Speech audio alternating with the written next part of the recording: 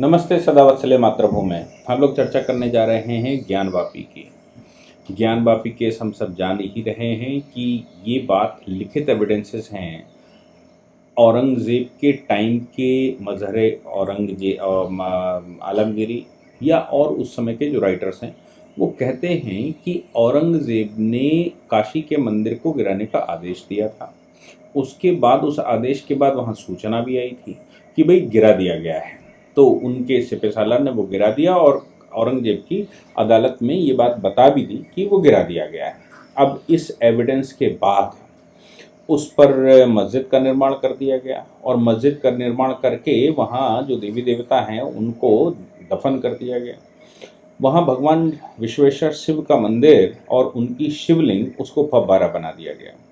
अब मज़े की बात देखो कि आप अगर लगभग 100 वर्ष पहले मक्का की तस्वीर देखेंगे तो चारों ओर वहाँ पर पानी भरा हुआ है। आपकी वो तस्वीरें वायरल हो रही हैं, 1940-41 की कुछ तस्वीर है, वहाँ पर पानी भरा हुआ है। अब सोचने की बात यह है कि जो मक्का का जो काबा है, काबा का पानी न निकाल पाए हों, वहाँ निकालने की टेक्निक ना हो, वो हिंदुस्तान में उससे 1941 से 300 वर्ष पहले 400 वर्ष पहले वहाँ फव्वारा लगाते हैं। आप सोचिए कि जिस समय मोटर का इन्वेंशन ना हुआ हो, जिस समय मोटर का आविष्कार ना हुआ हो, वो समय पर फव्वारा चल रहा था।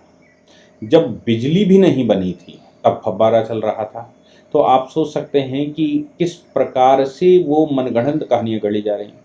लेकिन बात यहाँ पर ये आई कि मुलायम सिंह के समय पर जिस मंदिर की दीवार पर बाहर जो मूर्तियाँ बनी थीं उन पर पूजा हो रही थी, उनको भी बंद करवा दिया गया और कहा गया कि रोज़ पूजा की जगह श्रृंगार गौरी का एक दिन का पूजा होगा। मुलायम सिंह की सरकार जाने के बाद अखिलेश यादव जब चले गए, टोटी चोरा ले गए होंगे, उसके बाद योगी आदित्यनाथ जी की सरकार आई और केंद्र में मोदी जी की सरकार चल ही रही थी। ज्ञानवापी के मामले में ऑनरेबल कोर्ट ने, नीचे का जो लोअर कोर्ट था, उसने उस पर सर्वे का आदेश दे दिया कि भाई टेंटेटिवली देख लो। जब सर्वे का आदेश दिया गया तो मामला फिर डिस्ट्रिक्ट कोर्ट में गया, हाई कोर्ट में गया, सुप्रीम कोर्ट में गया। सुप्रीम कोर्ट ने एक काम किया कि भाई एक सीनियर जज से सुनवा लेते हैं और वो सीनियर जज जिला जज बनारसी थे। उसके बाद जो केसेस चले वो इस बात के भी चले कि सर्वे नहीं होना चाहिए, इस बात के भी चले कि जुरिडिक्शन ही नहीं बनता, इस बात के बने कि कोर्ट में केस ही नहीं हो सकता, इस बात में बने कि जो प्लेसेस ऑफ वर्शिप एक्ट है वो इसको रोकता है। चलता रहा। अब जब प्राइमरी ऑफिसाई ये पता लग गया कि नहीं वहाँ वो तो मंदिर ही है, तो फिर उस पर वैज्ञानिक सर्वे की बात आ गई। वैज्ञानिक सर्वे मतलब एएसआई सर्वे करेगा। एएसआई के सर्वे का भी मामला यहाँ से लेकर सुप्रीम कोर्ट चला गया और सुप्रीम कोर्ट से फाइनली नीचे आ गया और बाद में हाई कोर्ट ने ये कहा कि नहीं भाई वैज्ञानिक सर्वे तो करवाया, बिना सर्वे करवाए कैसे पता लगेगा वाकई में कौन सही है, आप सही हैं हम सही। लेकिन जो इंतजामिया कमेटी है उसका लगातार एक आर्गूमेंट है और वो ये कह रही है प्लेसेस ऑफ वर्शिप एक्ट 1991 जब तक है तब तक आप कुछ कर ही नहीं सकते। सर्वे भी करेंगे तो क्यों करेंगे।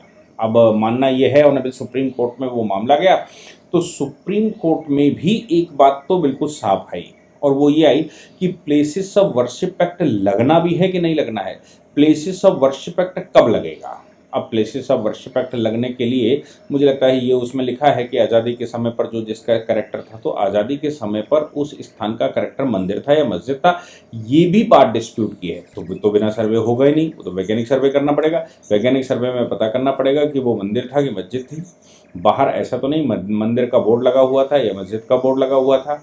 हकीकत में क्या था 47 में ये भी पता किया जाएगा, तभी तो आप प्लेसेस ऑफ वर्शिप एक्ट लगाएंगे। जब आपके पास वस्तुस्थिति नहीं होगी, जब आपके पास वहाँ डेटा नहीं होगा, जब ये आपके पास वहाँ के फैक्ट नहीं होंगे, तो फिर आप कैसे प्लेसेस ऑफ वर्शिप एक्ट लगाएंगे। क्योंकि कोई भी कानून लगाया तभी जाएगा जबकि उस विषय के हमारे पास तथ्य हों, तो तथ्य तो सर्वे करके ही बताए जाएंगे। इसलिए वैज्ञानिक सर्वे का आदेश दे दिया गया। हालांकि वैज्ञानिक सर्वे हम सब जानते हैं अगस्त में ऑर्डर हुआ था, तो नहीं अगस्त में भी, हाँ अगस्त में ऑर्डर हुआ, उससे पहले जुलाई में ऑर्डर हुआ था, अगस्त का टाइम दिया था, 5 अक्टूबर को कंप्लीट होना था। उसके बाद एएसआई ने फिर से समय मांग लिया था और ये हुआ था कि नवंबर 6 को अपेयर होंगे। तो एक विषय तो यह आया कि नवंबर 6 को जब एएसआई कोर्ट के सामने प्रेजेंट हुई, लोअर कोर्ट के सामने, तो एएसआई ने ये कहा कि साहब हमने सर्वे कंप्लीट कर लिया, हम रिपोर्ट उस पर बना रहे हैं, इसलिए हमें थोड़ा और समय दे दिया जाए ताकि हम रिपोर्ट बना सकें। बात तो जेन्युइन है कि आपने सर्वे कर लिया है, उस पर जो डॉक्यूमेंट्री एविडेंसेस क्या कहते हैं, जो इतिहास क्या कहता है और जो उनकी ओपिनियन होगी उसको लिखने में टाइम लगेगा, तो वो एएसआई अपनी रिपोर्ट बनाकर सबमिट करेगी, तो कोर्ट ने समय दे दिया। अब एक और इसी बीच में घटनाक्रम हो गया, और वो घटनाक्रम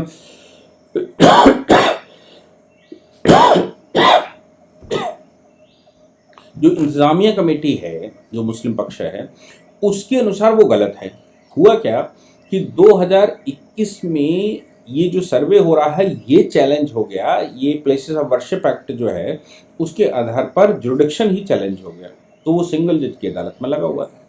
सिंगल जज ने 2021 में सुनवाई कर ली, सुनवाई करने के बाद जजमेंट कभी प्रोनाउंस नहीं किया, रिजर्व कर लिया मई में। उसके बाद फिर से वो फाइल 2022 में खोली गई, 2022 में फिर सुनवाई हो गई, उसी जज ने करी। 2022 की सुनवाई के बाद 2023 में अभी फिर उन्होंने इस फाइल को खोल लिया, और खोलने के बाद उन्होंने फिर सुनवाई कर ली, और सुनवाई करने के बाद जजमेंट रिजर्व कर लिया। तब तक चीफ जस्टिस ने, जो इलाहाबाद हाई कोर्ट के चीफ जस्टिस है, चीफ जस्टिस ने उसमें जज बदल दिया, सिंगल जज से वो किसी बेंच में डाल दिया। अब पार्टी जो इंतजामिया कमेटी है वो सुप्रीम कोर्ट आई थी कल, आज, और सुप्रीम कोर्ट में उन्होंने कहा कि साहब देखिए, नीचे सिंगल जज की अदालत में वो सुनवाई लंबे समय से कर रहे थे, उनकी सुनवाई कंप्लीट भी हो गई थी, जजमेंट प्रोनाउंस होना बाकी रह गया था, तब तक चीफ जस्टिस ने वो बदल दिया। चीफ जस्टिस ने ये ऑर्डर करते समय पूरा डिटेल दिया। चीफ जस्टिस ने जो ऑर्डर किया, मतलब हाई कोर्ट के चीफ जस्टिस ने जो ऑर्डर किया, तो हाई कोर्ट का चीफ जस्टिस ये कह रहा है उसमें, दीपांकर दिवाकर जी, वो ये कह रहे हैं कि देखिए रोस्टर चेंज हो चुका था, सिंगल जज को वो केस खुद छोड़ देना चाहिए था। 2013 में एडमिनिस्ट्रेटिव गाइडलाइन जो उस समय के चीफ जस्टिस ने की थी, उस एडमिनिस्ट्रेटिव गाइडलाइंस, और उस समय आपको बता दूं कि चीफ जस्टिस तो जहाँ तक मुझे याद है तो चीफ जस्टिस ये डी.वाई. चंद्रचूड़ साहब ही इलाहाबाद हाई कोर्ट के चीफ जस्टिस हुआ करते थे, मैं उसमें प्रैक्टिस करता था। मतलब इलाहाबाद हाई कोर्ट में उस समय मैं सुप्रीम कोर्ट पहुँच गया था, लेकिन इलाहाबाद हाई कोर्ट में भी जाया करता था। तो ऑनरेबल चीफ जस्टिस उस समय के, उन्होंने एक एडमिनिस्ट्रेटिव ऑर्डर किया था, और उस एडमिनिस्ट्रेटिव ऑर्डर में उन्होंने कहा था कि जब रोस्टर चेंज होगा, तो रोस्टर चेंज होने के बाद अगर पार्टियां चाहती हैं कि जिस जज की अदालत में कोई केस लगा है पार्टिकुलर, वही, और उसका जजमेंट नहीं आया, तो वही जज उसको सुने, लेकिन फाइनली फाइलें जो हैं वो चीफ जस्टिस की अदालत में चली आएंगी। चीफ जस्टिस अब तय करेगा कि कौन सी इंपॉर्टेंट फाइल्स हैं जो कि सेम जज सुने उसके बावजूद। रोस्टर बदलने के बाद, रोस्टर बदलते हैं जब जजेस का जुरिडिक्शन वो बदलता है, एरिया बदलता है, और ये चीफ जस्टिस का अपना एक रोस्टर रहता है। तो रोस्टर बदलने के बाद भी फाइल जज के पास कंटिन्यू नहीं रह सकती, ये एक नियम है। और अगर कंटिन्यू रखनी है तो चीफ जस्टिस डिसाइड करेगा हाई कोर्ट का कि उसको कंटिन्यू रखनी है या फिर वो बदलेगी। ये एडमिनिस्ट्रेटिव पावर चीफ जस्टिस को होती है, और 2013 में ऐसे एडमिनिस्ट्रेटिव ऑर्डर हो गया था। दीपांकर दिवाकर साहब का कहना ये है कि जो सिंगल जज सुन रहे थे वो 2021 से फाइल को सुन रहे हैं, 2-3 बार उसकी सुनवाई हो चुकी है, हर बार फाइल रिजर्व हो जाती है और उस पर डिसीजन नहीं आ पाता, जबकि रोस्टर चेंज हो गया, और रोस्टर चेंज होने के बाद फाइल ऑटोमेटिकली किसी भी स्टेज पर है, फाइल ऑटोमेटिकली चीफ जस्टिस के पास आनी चाहिए, और चीफ जस्टिस उस फाइल को पुनः उनके पास भेजेगा जो उसको पाठट कर चुके हैं, आधी सुनवाई कर चुके हैं। वो तय करते हैं कि सुनवाई बदली जा सकती है, नहीं बदली जा सकती, कितनी हो चुकी है, क्या स्टेजेस हैं, ये सब चीफ जस्टिस तय करते हैं। चीफ जस्टिस ने जो अपने ऑर्डर के पैरा 11 पैरा 12 में लिखा, उन्होंने ये लिखा कि चूंकि अदालत का जो सेक्रेटरी था, पर्टिकुलर लर्नड जज, सिंगल जज की अदालत के सेक्रेटरी ने, वो सेक्रेटरीट ने वो फाइल वहीं पर रोक कर रखी थी, उनके ऑफिस स्टाफ के एडमिनिस्ट्रेटिव ऑर्डर की वजह से वो फाइल वहाँ रुकी हुई थी, जबकि उसके ऑर्डर की कोई आवश्यकता नहीं होती और वो ऑर्डर कर भी नहीं सकता। वो ऑर्डर किस प्रकार का कहां पर मामला जाएगा, इस प्रकार का ऑर्डर करने का राइट केवल और केवल चीफ जस्टिस का होता है। अब चूंकि वो फाइल वहां पर रुकी हुई थी, इसलिए वो फाइल रोस्टर के अनुसार वहां से मंगवाई गई और मंगवाने के बाद सिंगल जज की बेंच से वो दूसरी बेंच में ट्रांसफर कर दी गई। ये बात इंतजामिया कमेटी को कुछ अच्छी नहीं लगी। उनका कहना है कि साहब सुनवाई हो चुकी है, आप जबरदस्ती जज बदल रहे हैं। लेकिन हाई कोर्ट ने अपना जस्टिफिकेशन दिया। चीफ जस्टिस ऑफ इंडिया ने कहा कि पैरा 11 और पैरा 12 अपने आप में क्वाइट सफिशिएंट है, अपने आप में कुछ कह रहा है।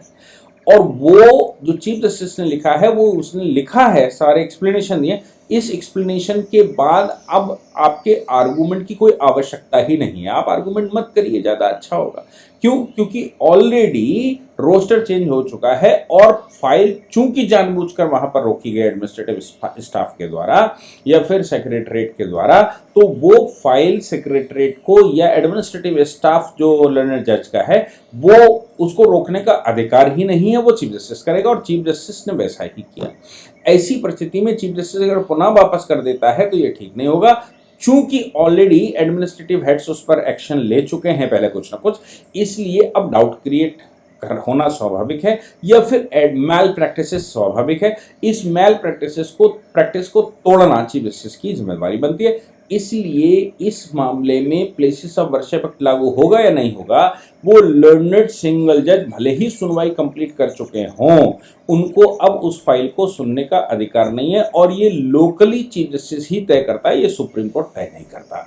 Local administrative head chief justice होता है हाई कोर्ट का, और उसने जो तय किया है उसका जो ग्राउंड बताया, अगर उस ग्राउंड में कोई कमी है, उसके ग्राउंड में कोई आपको लगता है डिस्क्रिपेंसी है, तो आप हमारी अदालत में सुनवाई करवाइए। अगर ग्राउंड में कोई फर्क नहीं है, ग्राउंड बिल्कुल जो 2013 का एडमिनिस्ट्रेटिव ऑर्डर है चीफ जस्टिस का कि भाई कैसे रोस्टर चेंज होगा, रोस्टर के बाद क्या तय होगा, वो ऑर्डर बरकरार रहना चाहिए और वो उस ऑर्डर की जिम्मेवारी चीफ जस्टिस हाई कोर्ट के चीफ जस्टिस की है। इसलिए इस मामले में कोई भी फॉल्ट नहीं हुआ है और कहीं से भी फॉल्ट नहीं हुआ है।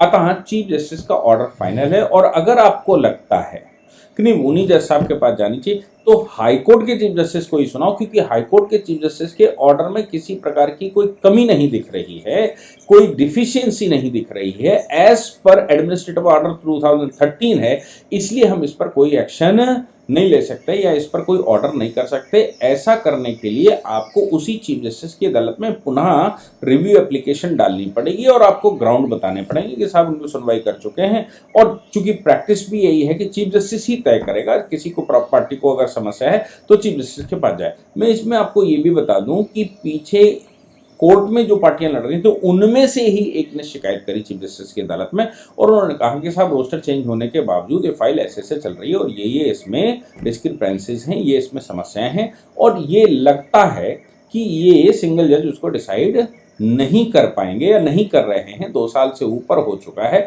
कई बार फाइनल सुनवाई हो चुकी है, जजमेंट रिजर्व हो जाता है लेकिन प्रोनाउंस नहीं हो पा रहा है।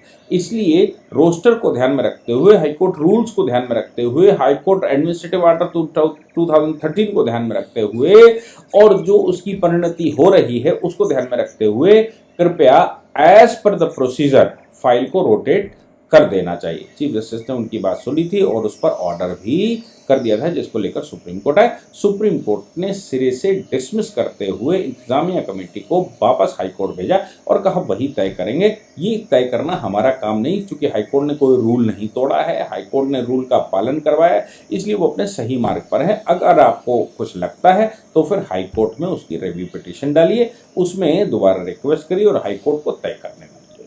जय हिंद, जय भारत, वंदे मातरम।